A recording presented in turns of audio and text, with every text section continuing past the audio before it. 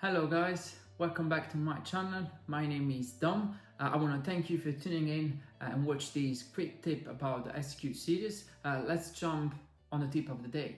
So guys, I want to show you how you find the gain and where the gain is. So if you select the channel, let's say that we select channel number 3.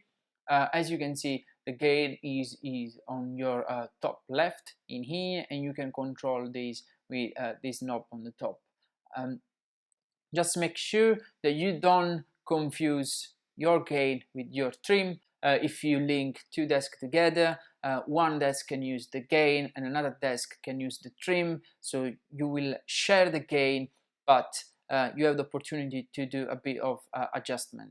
Thank you for watching guys. Please like and subscribe if you find the video useful. Just remember that these are all tips basic for a new user of SQ series. If you want to see more stuff in depth, I've got quite a lot of stuff on my channel and I'm recording every day new stuff. So if you are interested, just subscribe to the channel so you will be updated with all my new videos.